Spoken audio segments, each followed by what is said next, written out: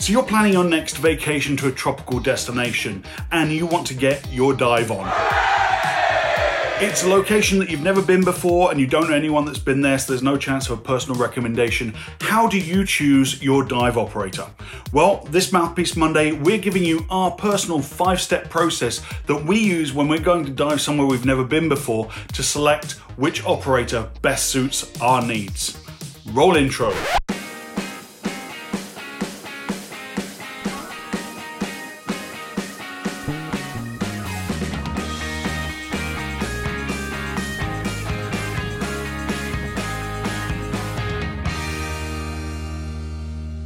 Ladies and gentlemen, what is going on? My name's James, welcome to Divers Ready. If you're new to our channel, we make hints and tips and gear advice videos to help make you a better diver. So if you haven't done so already, make your next dive on that subscribe button, click the little bell icon, and that way you'll never miss any of our awesome content. Before we dive into today's topic, one quick piece of news, and that is yesterday, at time of recording, we just passed the 1,000 subscriber threshold.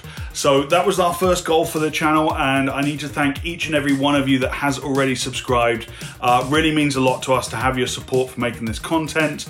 So thank you, thank you, thank you. We are not stopping there. We are not resting on our laurels. We've got so much more great content coming down the pipeline. But passing 1,000 subscribers also means something else. It means we need to give away this copy of An American Immersion, the beautiful underwater photography book by Jennifer Idle that we promised we'd give away when we passed 100 subscribers when we reached 1,000. So we're going to be doing that later in this video. I'll be using a randomizer to pick one of our subscribers and announcing it later on. Now on to today's video. What we're going to do is kind of a scenario exercise where I'm going to pick a place that I've never dived before, the island of Barbados.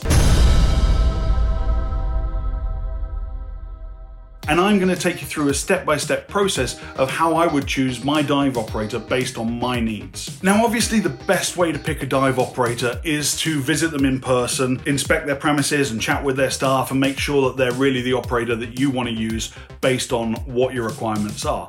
But for the sakes of this exercise, we're going to presume that you are not on the island or on the location already, and that you really want to book in advance to make sure that you're not wasting time on your vacation shopping around for an operator and you've got everything lined up ahead of time. We're also going to make the presumption that all the dive operators in your chosen area are within your budget, which they might not be, but we're going to presume that you know that diving costs money.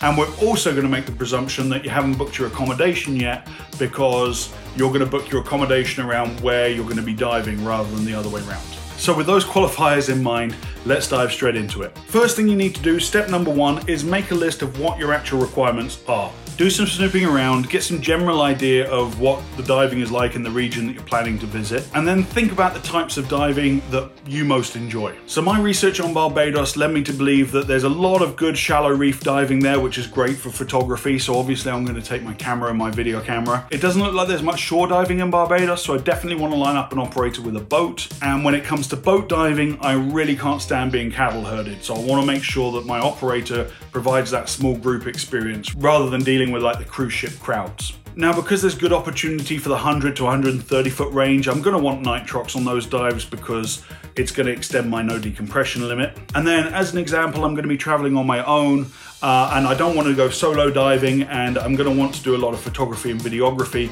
So I'm probably going to want to hire a private guide rather than do the Insta-Buddy scenario. I also like it when a dive shop that I'm visiting has secure gear storage so that I can dry my gear out overnight and know that I don't have to lug it to and from my hotel every day. For you as well, maybe there's a particular course that you're interested to take, so you're going to want to make sure that any potential dive operator actually offers that course. So once I've got my list of what my requirements are, I move to step number 2, which is to consult Google Maps and have a look at how many dive shops there actually are on the island.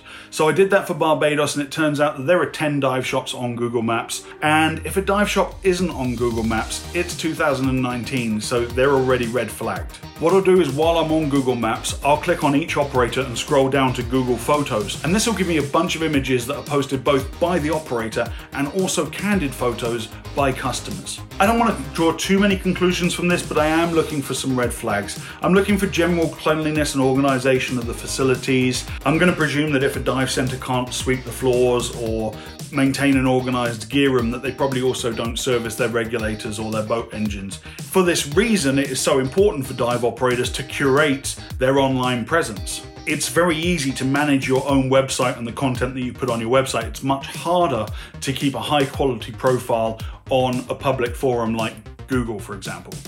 So once I'm done scrolling through the Google Photos, my step number 3 is to visit each dive center's website, and I'm really trying to check off here the items from my wish list.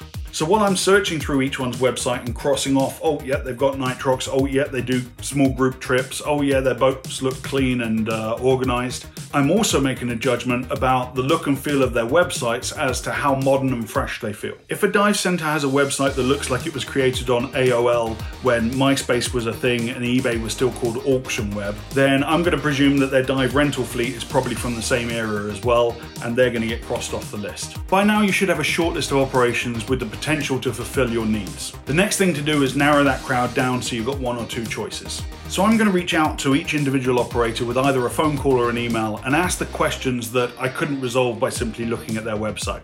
Some of my favorite questions to ask a potential dive operator are, for example, how many of your dive sites listed on your website do you actually dive? A lot of dive centers will put up, yeah, we've got 40 or 50 dive sites around our island, but how many do you actually regularly serve, and especially the time of year we're going? You'll often find that a dive center will say there's 50 dives when they actually only send their boat to the same sort of 8 every week. That could be limited by fuel costs or weather conditions or the size of their group making the trip worth running to the sites that are further away from their base. All of those things are understandable. If you're just doing 1 or 2 days of diving, it probably doesn't matter. But if you're going to do a week of 4 dives a day, you're going to want to make sure there's variety so you don't get bored doing the same dives over and again. I'd feel free to ask any safety concerns that you have. Where do they get their tanks hydroed? How often do they service their regulator fleet? All those kind of questions. Of course, safety is a very tough thing to assess over the phone and from a distance. You're going to want to confirm that the services listed on their website are actually still active, because some people aren't great at updating their website. And then you're also going to want to check what the dive operator's cancellation policy is in case your plans change. And then the last thing I do before deciding which operator I'm going to book with is I have a very brief skim through TripAdvisor, Yelp. I don't trust those websites at all, but I do find it interesting. All I really do here is I look at their percentage of 5-star reviews versus 1-star review. If they've got thousands of 5-star reviews and just a small handful of 1-star reviews, that's totally fine. I'm not going to get into the nitty-gritty of reading everyone's reviews. Here's the problem with those platforms. Do you trust restaurant reviews by people who aren't professional chefs? No. So why would you trust dive center reviews from people who aren't professional divers? And maybe some of them are chefs and maybe some of them are professional divers, but not the majority. What can be useful, again, about TripAdvisor and Yelp is that you get more customer or user photos, which tend to be more candid and show you the behind the scenes and what it's actually like to dive with these operators. So I gather all that information together, and I actually went through and emailed each operator that was on the shortlist for my hypothetical trip to Barbados. And I want to say congratulations to Barbados Blue. Shout out to you guys. You've won my hypothetical scuba business. If I ever come to the island of Barbados, I've already done my research and you guys would be the team that I dive with. And speaking of winners, it's time to hit that randomizer. What I did was download an Excel file of all of my subscribers. Thank you so much. And when I click this button here, it is going to give me the #1 winner of An American Immersion, the book by Jennifer Idle. Let's go for it now. Drum roll, please. Congratulations to Miguel Mendoza. You win this copy of An American Immersion. Thank you so much for being a subscriber on this channel, and to everyone else, we will be having lots more giveaways coming up. Miguel, I'll be tagging you in the top comment of this video, so all you've got to do is reply there and we'll get in touch and get this book shipped out to you. Ladies and gentlemen, don't forget to subscribe and join Miguel with our 1,000 other fantastic subscribers.